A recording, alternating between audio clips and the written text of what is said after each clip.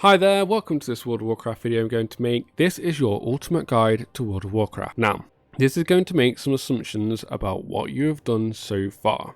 Those assumptions are going to be that you have gone to the World of Warcraft website and that you have created an account, downloaded the Battle.net launcher, and that your game is at least at a playable state.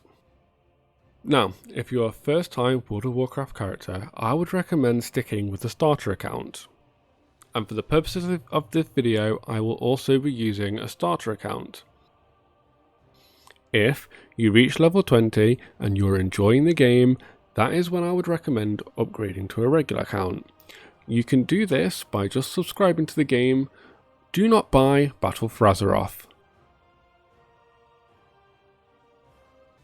But get to that in due time. So, now, let's take a look at your very first steps into World of Warcraft. So, World of Warcraft has finally downloaded. You've pressed the play button. You might be met with this screen. Or, you'll be met with this screen.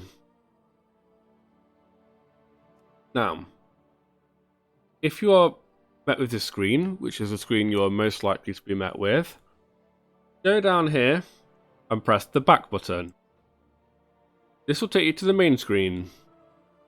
On this screen, go up into the top right corner and you want to click Change Realm. Now, why do we want to do this? Well, by default, the World of Warcraft will place players in servers which it has deemed for new players. But that can be kind of a trick. You don't always want to go to a new player server. Why? Well, the server will be filled with a lot of new players who may or may not progress far into the game, which means players playing high level content, should you choose to play the game further, won't be there, and you may find you have difficulties progressing. What I would recommend is scrolling down or pressing population tab at the top and joining either a full or high population server. There are two differences between servers. You have normal servers and RP servers. RP servers are servers for people who enjoy to roleplay. In these servers, you will find a lot of people that hang around in cities and towns within the game and roleplay to each other. They will have a character with a backstory, and they will play suboptimally in order to achieve that fantasy. On a normal server, you will be able to take part in player versus environment or PvE content, or player versus player content, or PvP content. I would recommend you choose a medium or high population server. These will have a wide selection of items available on their auction houses, as well as keeping prices of those items low, just because of how many people are on those servers. Now, for the purpose of this video, doesn't matter, so I'm going to choose Quothalas.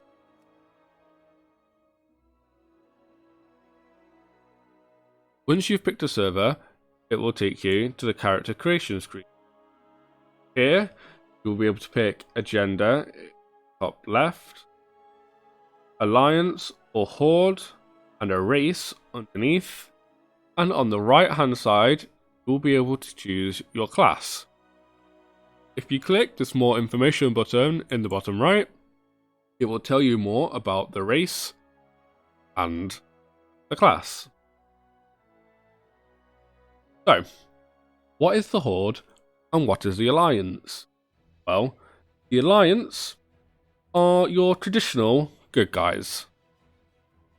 The races included in the Alliance are humans, dwarves, night elves, gnomes, Draenei, and Worgen. On the Horde are your traditional bad guys. You have orcs, undead, Tauren, trolls, Blood Elves, and Goblins. Now, these two factions will have no contact with each other than through PvP. You will not be able to trade or group up with a member of the opposite faction, nor will you be able to talk to them. While these two factions do fill in the roles of traditional good guys and bad guys, you'll quickly find that that's not quite the case in World of Warcraft, as there's many grey areas. Both sides have good and bad people. Now, in the olden days of World of Warcraft, which race you chose had an effect on which class was better or worse. That is not the case so much anymore, and your race pick is purely cosmetic, so feel free to pick whichever race you want to play. For the purposes of this video, I will be choosing Human, and if you want to follow along with the exact same steps as myself, then I would suggest you also choose Human. Now, let's take a look at the right hand side and take a look at classes. If you are picking a race and class yourself, I would recommend just taking a moment to read the little descriptions of the race that you choose in this bottom left here, and whatever class you may be interested. I'll just now give you a brief overview. So we'll start with Warriors. Warriors are a class that wear heavy plate armor and attack with melee weapons such as swords, axes, maces, shields. If you play a warrior, you will be able to choose between a tank role, which is a character that will protect others from damage and direct attacks onto themselves, or as a damage dealing character, which is a character that will be trying to deal as much damage as possible to an enemy. We then go down the list to Paladin. Paladin is also a plate-wearing class that deals heavy damage with melee weapons, such as axes, maces, that. Paladins differ from warriors in that they also have holy powers. Paladin will infuse their attacks with magic and do extra powerful damage to undead. Now, if you play as a paladin, you will have access to the tank and damage rolls once again, but you will also have access to a healer role. A healer is someone that will be able to heal themselves and other players, prevent them from dying. Moving down the list, we then have Hunter. Hunter can be a multiple of different things, but they focus around the idea of using ranged weaponry and a pet in order to deal their damage. They also have a melee version who uses traps and a polearm in order to attack their foes, as well as a version that is focused on bow and will not use a pet. Rogues are your archetypical stealthy assassins. They have the ability to stealth and deal combo moves which can create insane damage. They also have access to poisons and are very good at PvP. Next, we have Priests. Priests can channel the power of holy or shadow magic in order to be either a healer or damage dealer. As a holy priest, you will be able to heal others from any wounds. As a disciplined priest, you will be able to shield others from wounds by creating powerful holy shields around them. And as a shadow priest, you will use twisting deadly shadow magic to destroy foes. Next, we're going to switch over to a dwarf. To a Draenei, and we're going to take a look at the Shaman class.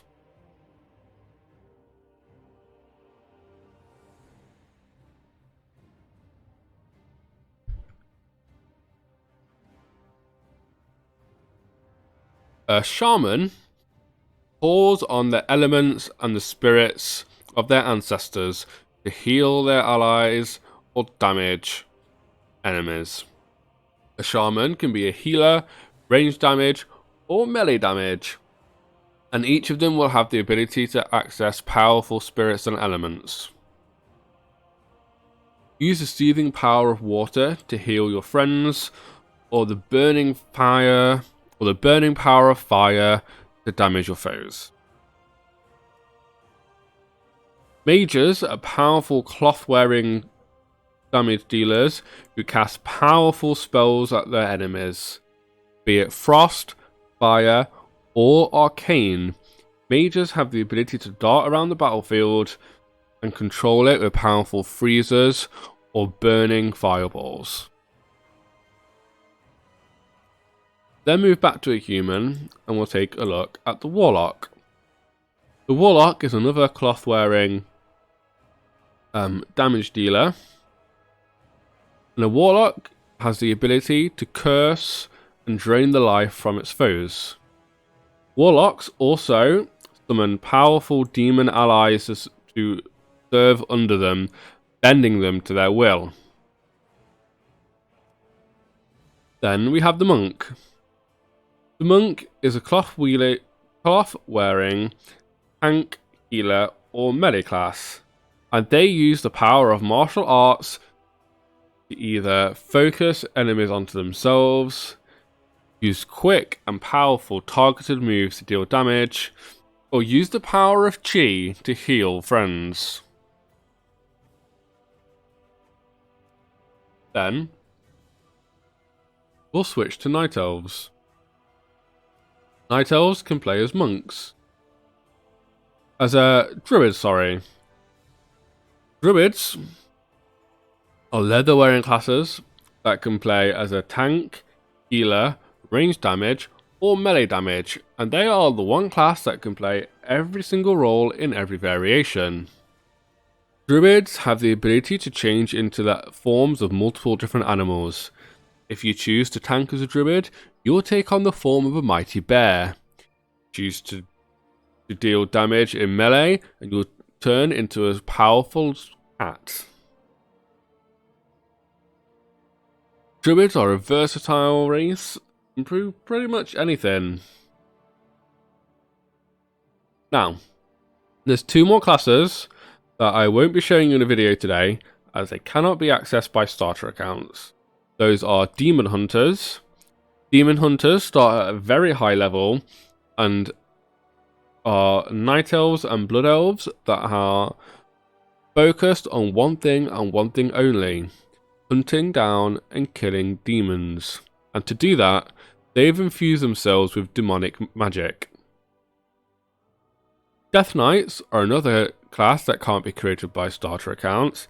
Death Knights are undead heroes that use disease and dark magic to bend their foes to their will. Once under the control of the powerful evil Lich King, Death Knights have shrugged off their servitude to the undead and now serve the living. So, we'll switch back to Horde, to a human, sorry. Now, you can pick whichever class you like. For the purposes of this video, I'm going to pick a mage. So once you've clicked your race, class, you can go down to the middle of the bottom here and click Customize.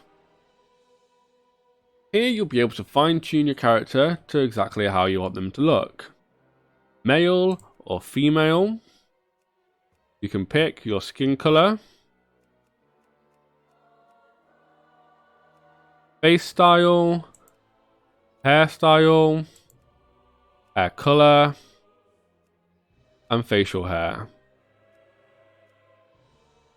I'm not going to go into a lot of detail picking a character here. I'm just going to click the randomize button a couple of times. Now, feel free to spend as long as you would like in here, but do remember, if you are later unhappy with your choices, there is a barbershop in the game where you are able to change some of these options. Also, bear in mind The character creation screen and the customization screen will be changing with the upcoming Shadowlands expansion. However, as many new players are still joining World of Warcraft right this second, I thought it was still worthwhile to go through that process with you in the current form of the game. Once you've picked your design, choose your character name, and then click Finish. You may notice that your character name comes up as unavailable. And unfortunately, that is because there is a lot of players and a lot of names. I believe if you are playing in North America, you may have a randomize option. However, I'm playing in the EU and we don't have that option.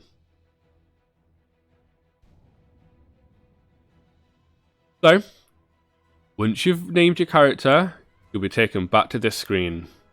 I'm going to end that for this episode. Come back again for the next episode where we'll finally enter the world and we'll take a look at what's going on there.